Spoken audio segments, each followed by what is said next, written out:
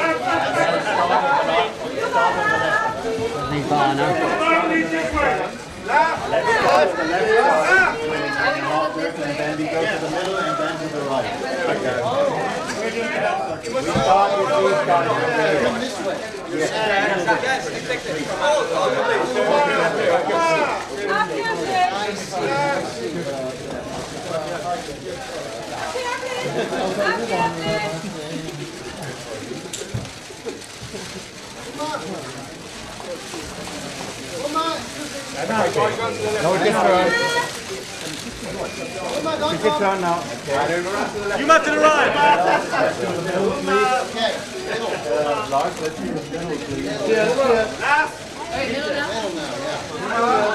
A little bit more. Round to your left hand side. Here's the corner. Please. Okay, now in the center, please. Center now. Center, please. Now we go to the right side, please. To the right side, please. Stellan, this way, please. Just straight back, guys. Straight back. Here in the center, please. Here, Uma, in the center, please. One step further.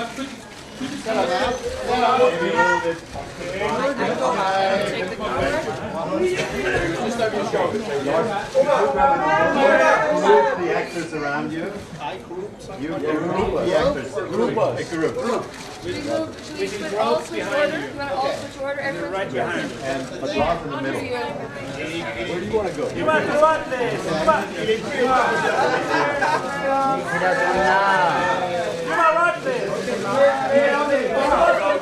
Go.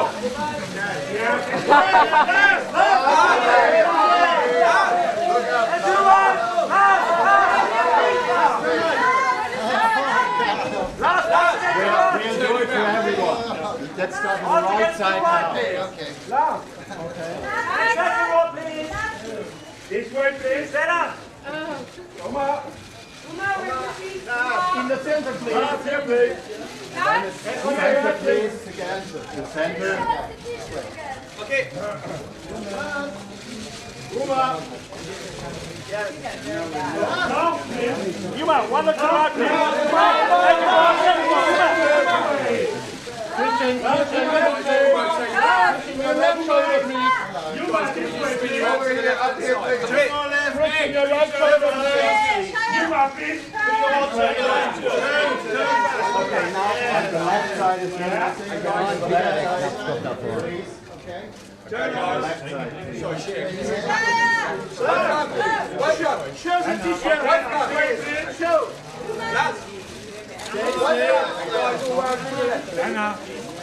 Hang on.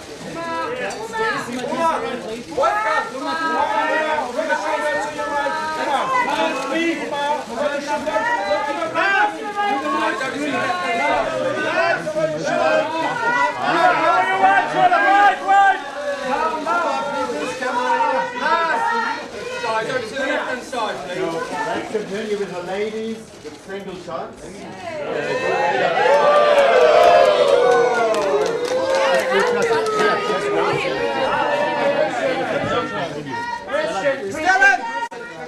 Stellan, don't go.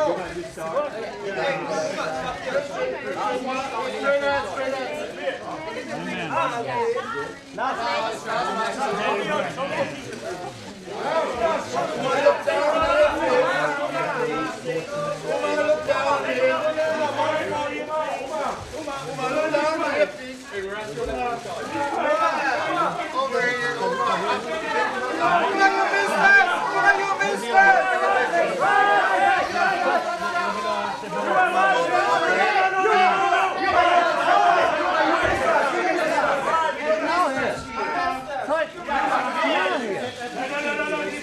Later, no Thurman.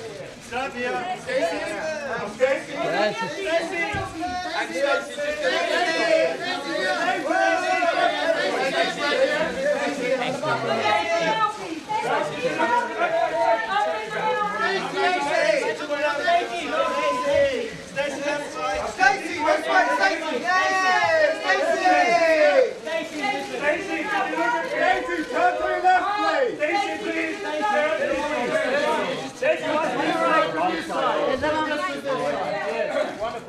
Okay, straight ahead.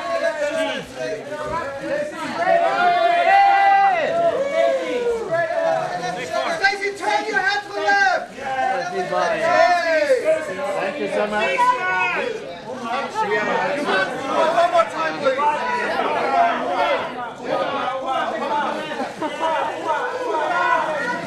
Look to your left. Look to your left.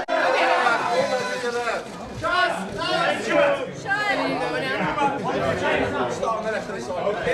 Yeah. There you go. Once more to the left side. Over here, a little bit to the left. Turn your eyes to the left. Turn your eyes to the left. Turn your eyes a little bit to the left.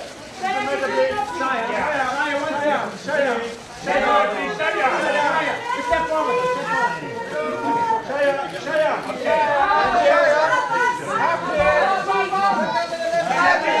Turn your head to the left. To your left. Shia, to your left. Watch out to your left side.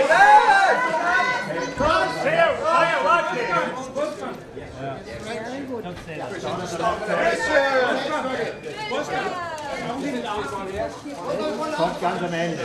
One here, please. Christian, do you mind stepping away from the wall? Just a little bit. Thank you. And down here, please. Christian, look up here. Christian, look up, please. Christian. Oh, you missed me.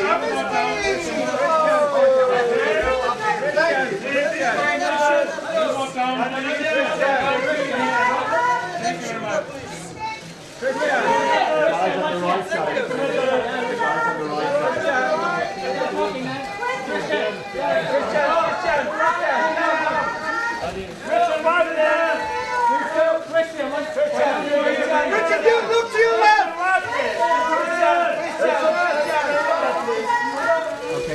Thank you. All right, next. Yes, no.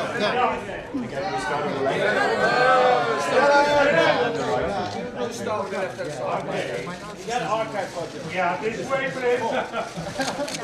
Get up here. It's revived. Okay. And just turn to the left once more, please. Stellan, fit this way. Away from the wall, just a little bit. Yeah, Thank you so much. Okay, this way, please. Look up a little bit.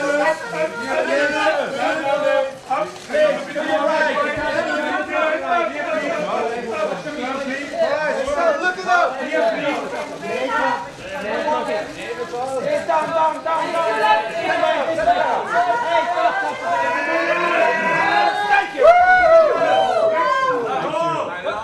Okay, Louise, now it's your turn. You can do it. The t-shirt. Okay. Show me the t-shirt.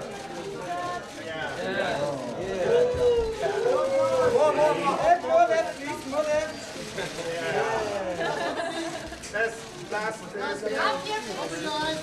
Okay. Last one for you, please. Last. Look around for a break. Thank you. And last one for us. Once more here, please. Last and this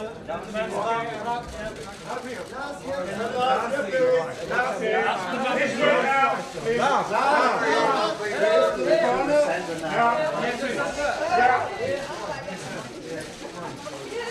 Okay. Right, your t-shirt, please. Don't forget the side. Look up, please. This way here.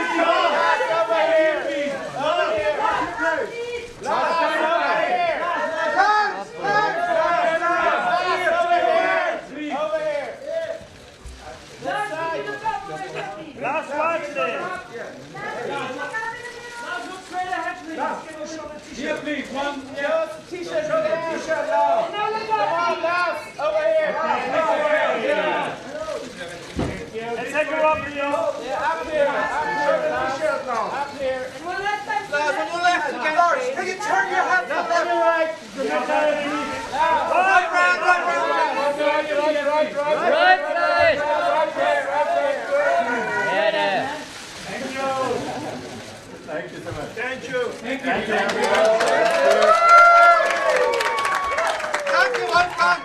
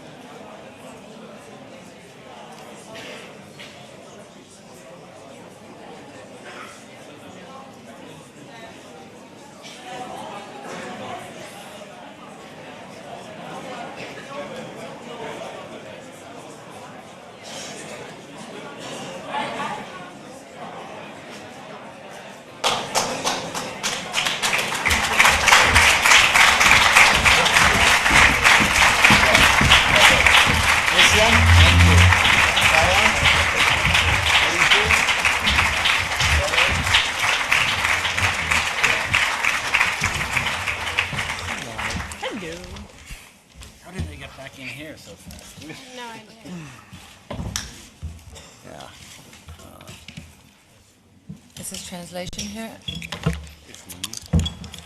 we need to put it in? It will be in English. Yeah. So, nachdem wir so einen schönen Fotocall draußen hatten, So, after having had such a nice photo opportunity outside, I would like to ask all of you to please sit down. Dankeschön. Setzen Sie sich bitte, damit wir mit der Pressekonferenz beginnen können. Please sit down.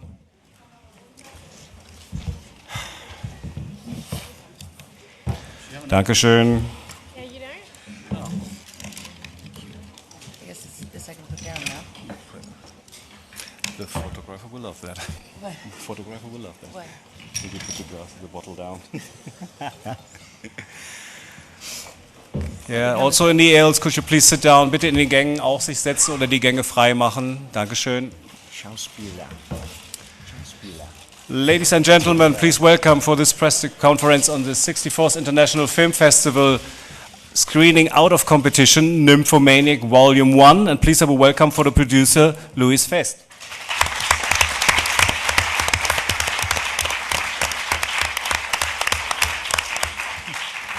Playing the part of the father of Joe, please have a welcome Christian Slater.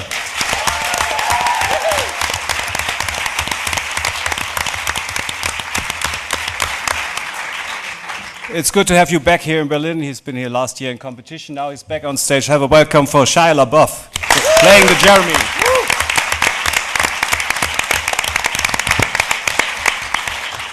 And please have a welcome for the first. She's playing the young Joe, Stacy Martin.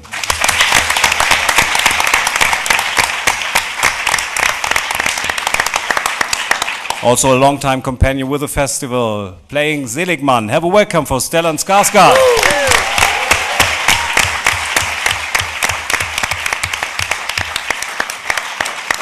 I guess the last time it was Bellamy. You've been here in Berlin? I wasn't. Oh, yes. you was. Okay, but it's great to have you. Now here, Thurman playing Mrs. H.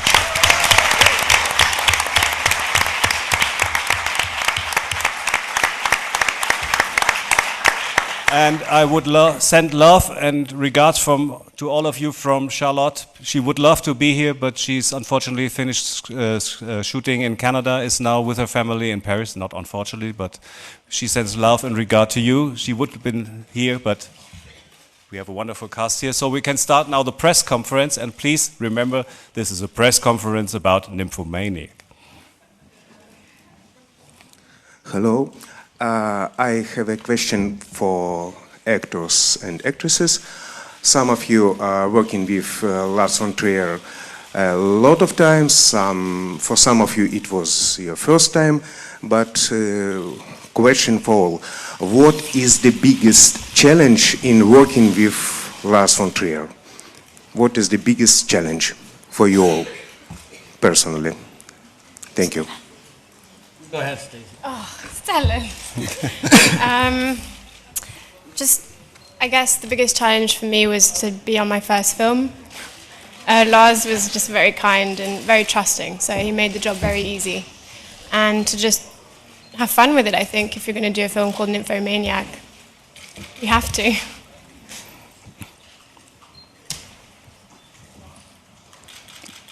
Yeah, then went to all the other actors as well. It was too undirect the question. It was too vague, so everybody managed to sneak out. How was it? Well, I've worked with him several times, and I don't think it's very challenging working with him. It's actually easier than with most directors, and you have a lot more fun. It doesn't even resemble work to me. Okay, Uma, what do you say? It's one of the best days of my life. Where's Jen? I loved it. It was an amazing experience. He was patient, gentle. He kept telling me to slow down, which is, I guess, coming from Hollywood, very unusual. You know, they always want things to move so quickly, and it was nice to actually be on a set where, you know, there was actually some real time given to capture moments. Shia, just you. Sorry to leave you at the last. Okay. Okay, a question here in front, please. Could you please stand up? Miss Engelke? Yeah. Two questions. One goes out to Uma Thurman, one goes out to Stellan. Uma, your role, you seem to enjoy playing what you're playing there. It looks a bit like being on a stage, like being able to play theater. Maybe you can say something as far as the script is concerned, how free you were, how close you stayed to the script. Well, for me, I mean, it was exactly scripted. Lars kept saying I was overacting, but that's nothing new. It's my pleasure. He always says that. It's my great pleasure to do that. But you know, Lars wrote this really basically fantastic monologue where this woman, this fury of a woman scorned, enters this room and really no one else speaks. She just keeps talking. So it was a really great challenge to sort of memorize sort of 7 pages of Lars's female diatribe of rage. And then with the incredible way that he shoots, I think this, I don't know how many minutes it is left in the movie. I'm going to see it the first time tonight. I'm so excited to see what I can expect from all of these wonderful people, and it's going to be so good. For me, it was to do these 25-minute takes where, I never did a movie, as Christian is pointing out. This woman comes and stands in the hallway, and she waits. So, of course, I'm like, let's go. And so I was like, no, wait. He's like, oh. And he's filming. Like, oh, you're going to film me waiting? Okay. I've never done that before. It's like, film me sleeping. But it was unbelievably refreshing and lively and exciting to get to work, almost get to act in a way like theater, or for the first time on film. It's because you never get that kind of space.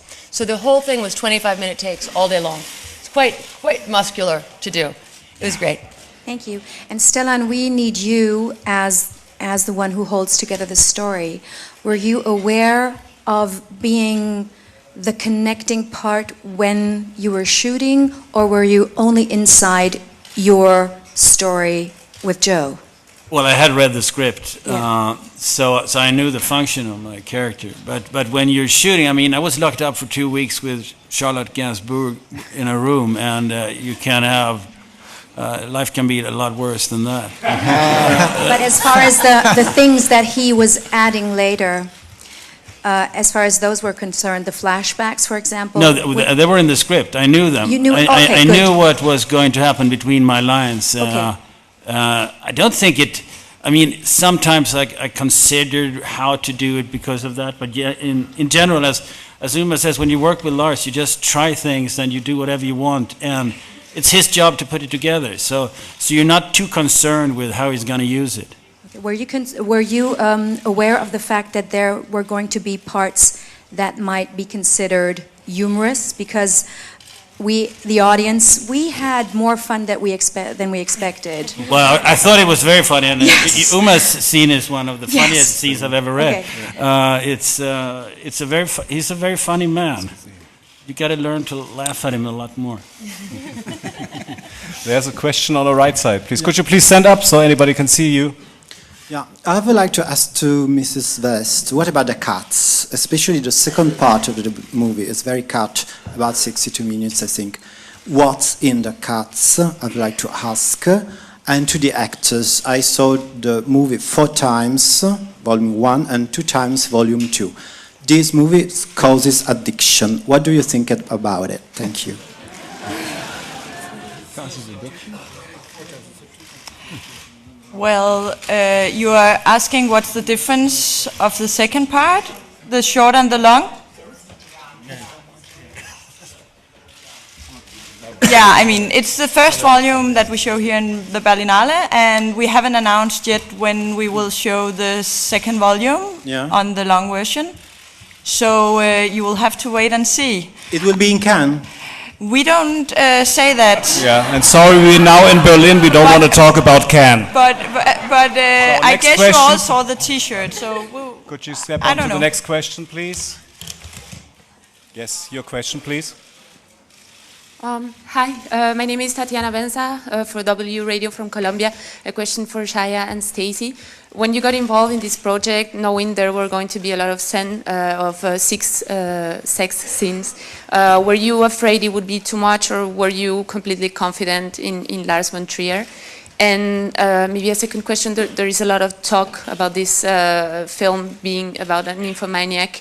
Do you think our societies are maybe too conservative still about everything regarding sex in the movies? You good?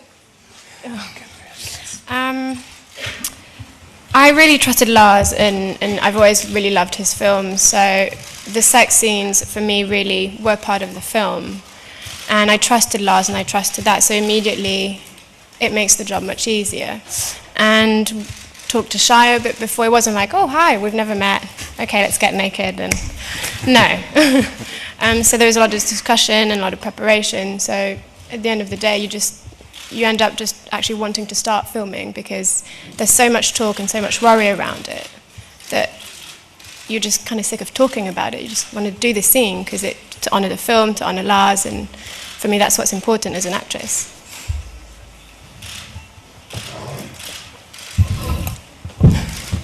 When the seagulls follow the trawler,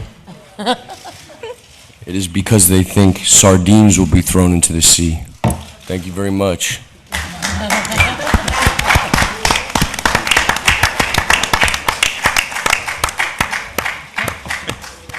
Okay, your question, please. Well, I am Ibrahim Toutanje. I work for Dubai Media.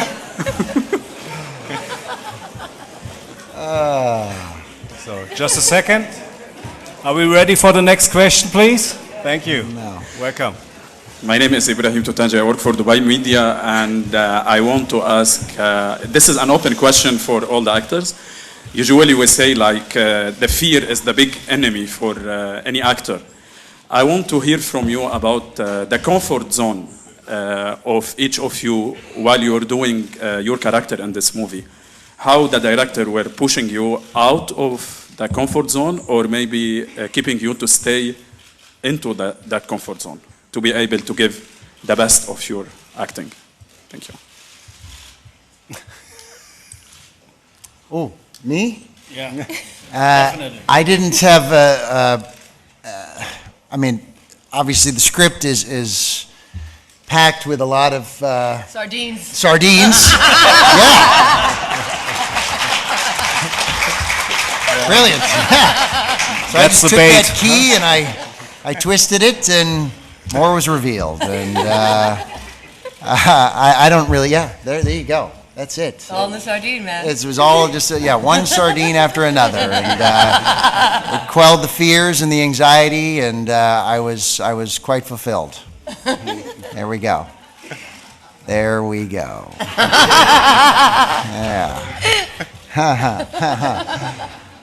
I can't even remember the question, really. I don't know, but it's the comfort zone. But the comfort zone, the comfort zone. Yeah. Again, I think it just goes back to the trees. First of all, Lars is. I hadn't been on a set like this before, where the director was just in utter command of every department, and where I felt so completely safe in his hands. I mean, I think.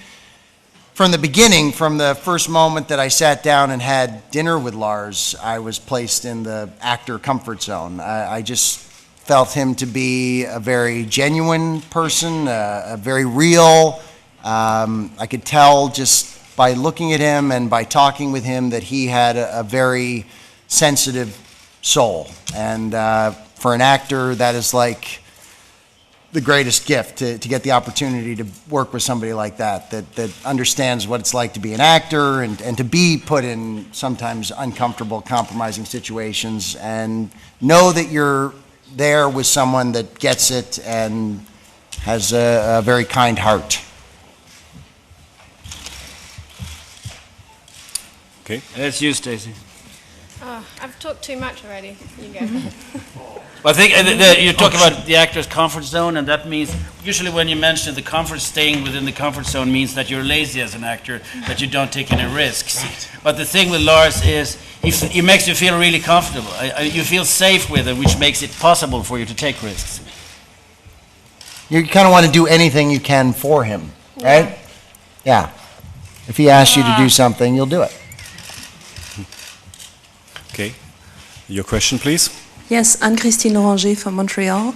A comment to Mrs. Thurman. It's great to see you in a role that pushes everything to the limit, that really exploits your character, your talent as an actress, not just your physical talent, but your emotional talent as well. Thank you. And my question is to Mr. Skarsgård. You're sort of the healthy pole of Lars, Charlotte being the neurotic one. You know, Charlotte herself said the two characters together is him. Okay, and there's this equation that's been made since thousands of years that women plus sex equals evil, and it's causing an immense amount of damage around the world, from excision to death. From honor rape, honor death. Now, is Lars trying to show us our own neurosis and trying to say, see, this is what you think. This is what your society is all about. First of all, it's a question you should ask Lars, but he won't answer it. But I wanted to. But I don't think he tries to show you very much. I mean, he's not particularly out to send a message. I never heard that women and sex should be evil. I've always found most wonderful joy in sex with women. What? She's talking about the persecution of women. Oh, the persecution of women. Yeah. That's true. That's true. But that is one of the themes in the film is, of course, What are we allowed to say? What are we allowed to do? And are we persecuted because of our thoughts, our wordings, what language we use, our sex, or if we live in a different way than normal people do, or that is the norm rather than the normal thing? Mm-hmm. Question way in the back on the right side, please. Yes, hello, this is Yanis from Greece. The question is to the producer. I would like you to define the artistic differences between the long version and the shorter version of the first volume. Yeah, I mean, you will have to see them to get the exact differences. I think for me, it's like it goes deeper into the discussion that Lars is taking in his film. It has a slower pace. And I think then you would have seen, if you've seen both, that the sexual content is more explicit in the long version than in the short one. It's not like it's another story, it's kind of all the material that Lars wanted to use from his shooting is in the long version, and therefore you will have a deeper feeling of the topics discussed in the film. Okay. Your question in the middle, please. Could you stand up? Okay. Hi, I'm Pavos from RTL Television. Nice to meet you. A question to all of the actors. At first, what do you think, how important is for you as an actor, the Berlinale? Because I think it's turning to the #1 film festival in the world. I think it's going bigger than Cannes, I think. So what do you think about the importance of Berlinale for you as an actor to promote your film? And the second question, a few of you would have been here before. So do you have maybe some special Berlinale moment in your memories? Some very good things that happen here, some nice moments that you can share with us? This is my first festival, so I can't answer this question. Wow. They can all say it's today.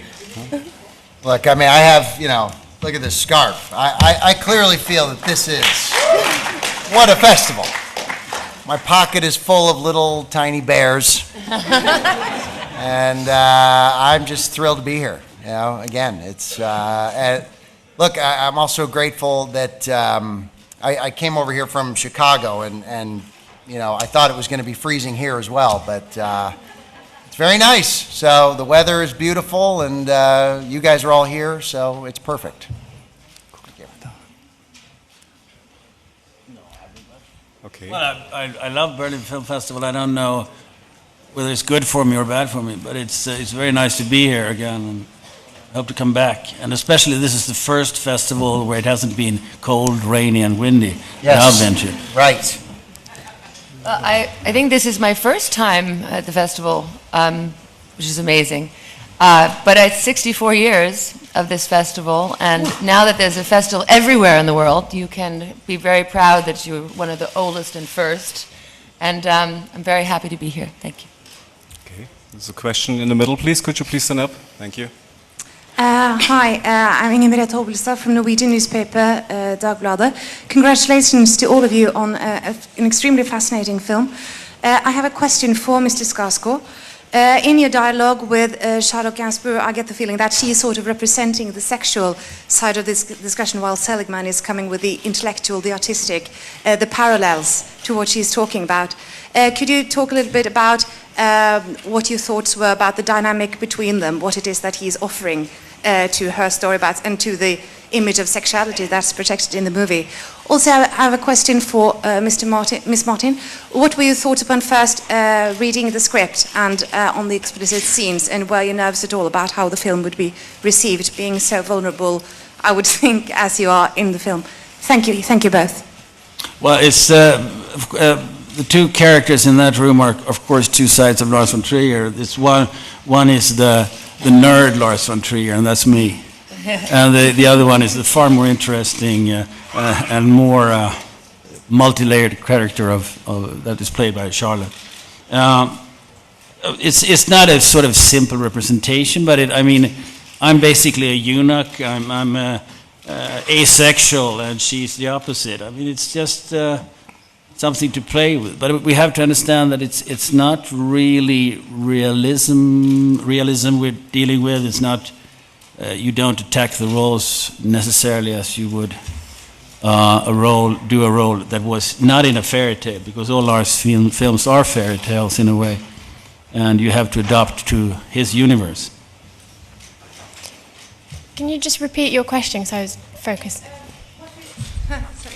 What were your thoughts upon first reading the script and upon the amount of nudity and sexuality in it, and were you nervous at all about the reception being so vulnerable as I would think you would feel in scenes like that? I wasn't nervous. I think I didn't really have anything to lose, it being my only first film, so that was pretty handy. But reading the script, it was just, I mean, I'd never read a script, and reading that script in particular was just so insightful. There's so many things, and the dialogue that he wrote is just fascinating. And it just makes you, it just made me believe in really great directors, and just, I had to jump on the train. The nervousness was just more, I think, technical, the fact that it was my first film and all these other things, but the story in itself didn't particularly make me feel nervous, no. Question on the back in the right side, please. Julia Albrecht from RTL2. Another question for Ms. Martin. Why do you think the life story of a nymphomaniac can be interesting for a bigger audience? So why should we all go and watch the film? Why not? Yeah, why not? I mean, that's what Lars does. He creates great conversations, he creates debate and around things that we might not feel particularly comfortable talking about, but it's important. Our sexuality is who we are, so why deny it? And it's just Lars, you have to watch his films. Your question in the middle, could you please stand up? My name is Mihai Sigit. I have two questions, one for Mr. Slater and a statement to Mr. LaBeouf, because I think you're sitting in his place now. Yeah. So I start with Mr. LaBeouf. We are journalists. We don't run after sardines. We run after a new world we want to discover. And we think in this film you can discover a lot of things that you don't see around. So I don't know why he just went away. But to you, you are from this generation that came out 20 years ago. Tom Cruise, a lot of people. What was the click that brought up all these actors in the same time? And because it was like a change of generation in Hollywood, or in other, let's say also in films that were not in Hollywood. But so many actors came out at that time. Sorry, can we stick to the film? Sorry, we have just one more question left, so let's stay with the film. Sorry, but the last question for today, please. On the right side. Hello, my name is Karina. This is a question for Mrs. Vesth. Producing a movie in Germany, lots of people tell you what you can do, what you can't do, what you're allowed to before they give you any money. Producing a movie from Lars von Trier, can he do anything he wants because he's Lars von Trier? Or do you still get restricted in some parts? Yes, he has done what he wanted to until now, so let's hope that it will continue. Of course, this with the sex topic made it a little difficult because of public rules. Sex is more difficult than violence. I don't know why, but that's how it is. And yeah, we have until now been able to do all the film that he wants to, and thanks God for that. And thanks for you all being here, because this is a wonderful movie, also about love, most important about love. And the Berlin Film Festival is very happy to have you here. Nymphomaniac Volume 1, thanks for being here in Berlin, and have a good red carpet. Thank you, everyone. Quick group shot.